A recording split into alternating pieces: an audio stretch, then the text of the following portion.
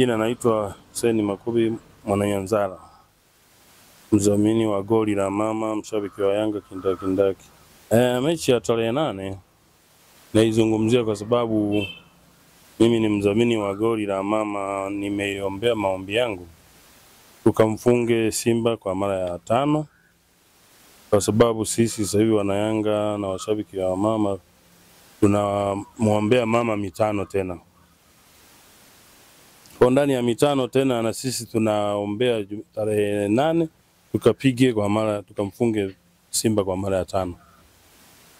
Nafikiri maombi yetu yatakaa hivyo na naamini itakaa sawa kwa sababu ya Yanga ilivyojipanga. Wewe ni shabiki wa Yanga wa lakini pia ni mwanachama.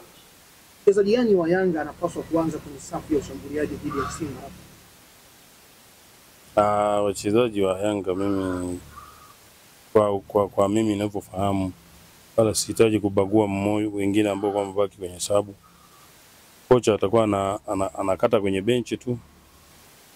Wanaoanza na wanaoingia kwa sababu. Sababu wachezaji wote wako ni machachari. Nadhani mechi hii itaamua ubingwa wa msimu huu labda. Mechi inaenda kuamua kwa sababu tunaenda kuchukua point kwa Simba, tunachukua na kombe tayari wakati ujumbe mimi ninao utoa kwa wapinzani na kwa washabiki wa Yanga.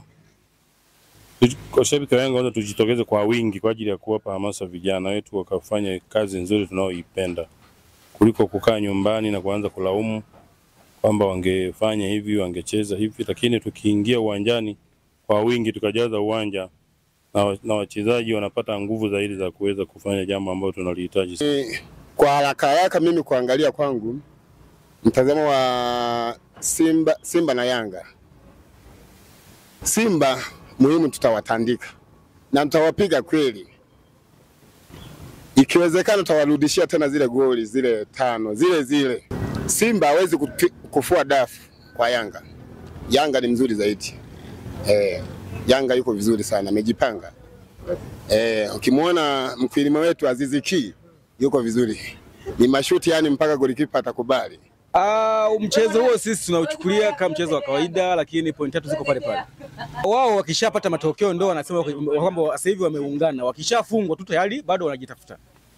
Ina maana hao ni wateja wetu, bado tunawatafuta. Kwa kweli pale nyuma tulipata madhaifu kidogo. Hayo ni masuala madogo, hizo ni mbinu za kimchezo pia, lakini mimi najua Simba kwenye ulinzi kule nyuma hatuna shaka kabisa. Mara Shemaro tayari yuko fiti. Kwa hiyo mambo mengine haya sasa la kama la Spider-Man atakuwa pale, atakuwa anazinyaka tu. Aziz Ki hutamuona baba, nakwambia hutamuona. Awe Pakome atakuwa yuko chini ya ulinzi pale. Atakutana na ukuta wa Yeriko. Umeshatulia. Atoboi blaza, mimi nakwambia. Yanga atoboi tarehe 8 hatoboi. Saa moja Yanga ameshakufa. Mwiko huu tutavunja endapo tutakapokuwa na marefari wazuri.